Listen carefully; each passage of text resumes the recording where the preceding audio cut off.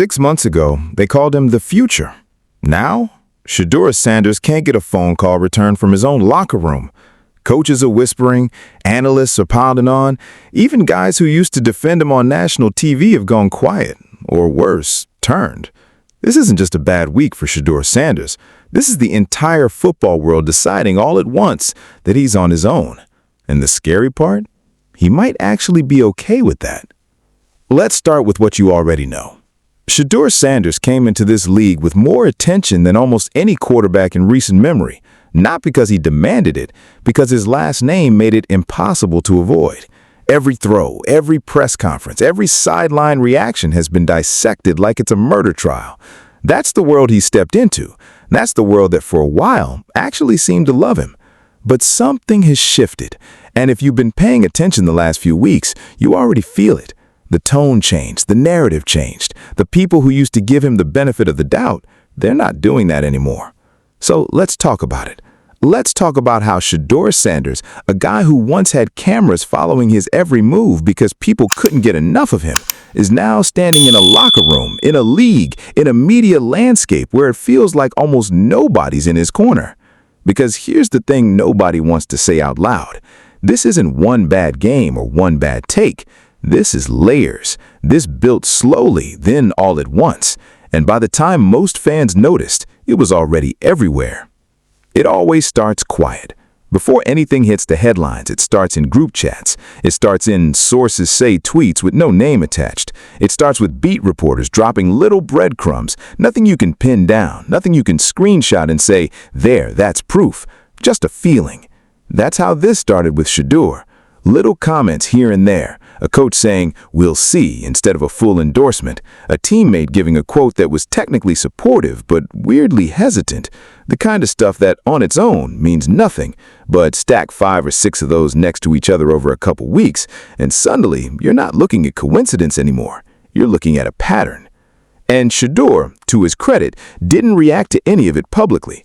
He kept doing interviews, kept saying the right things, kept showing up. But anyone who's followed this league long enough knows silence from the building usually means something's brewing behind closed doors.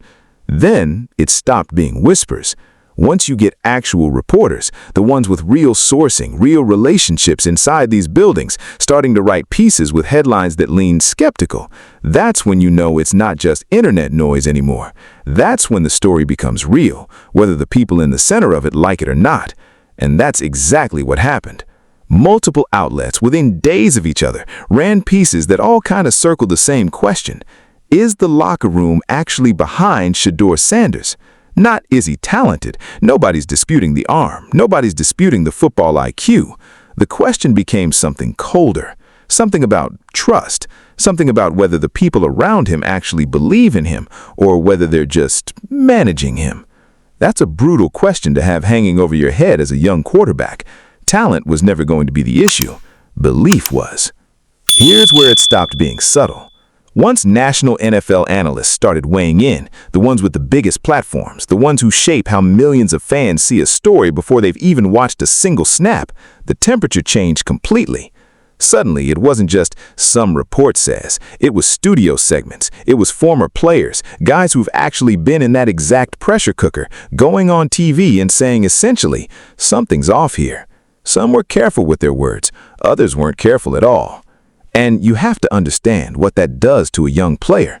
When guys who used to be in your corner, guys who talked him up during the draft process, guys who compared him to some of the best young quarterbacks to ever enter the league, start softening their tone, start adding qualifiers, start saying, I still like him, but that but is doing a lot of work. That but is the sound of support quietly walking out the door. Imagine the film room. Not the highlight reel, not the post-game interview, the actual film room where it's just coaches, quarterbacks, and brutally honest breakdowns of every single throw.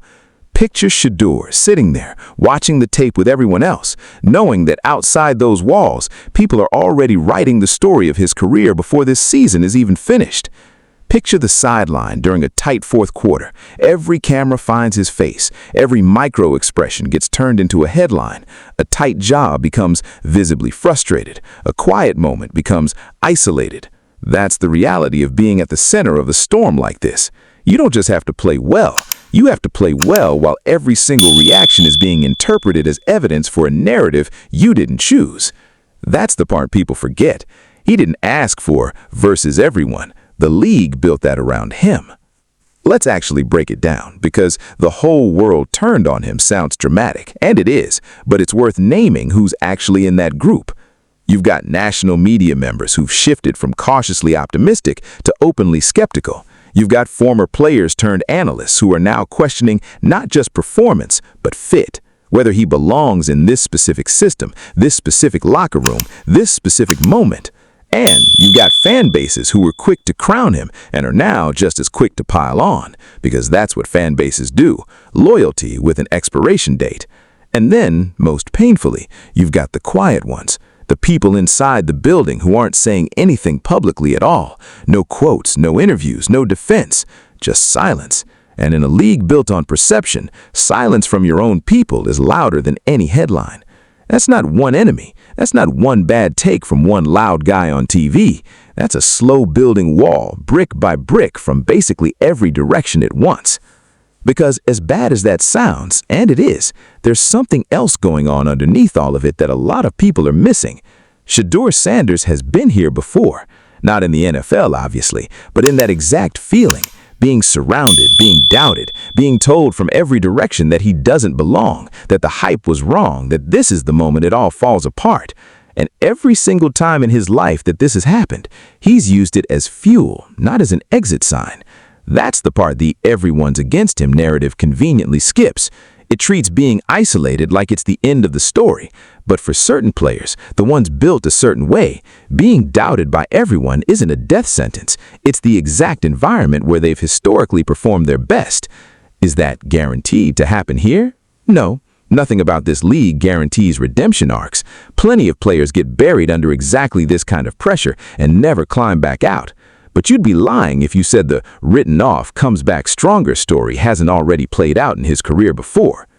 That's the real question, isn't it? Because right now, we're at the peak of the noise. The whispers turned into reports, the reports turned into national narratives, and the national narratives turned into this exact moment where it genuinely feels like Shedeur Sanders is standing alone against an entire league that's decided who he is before he's finished proving it.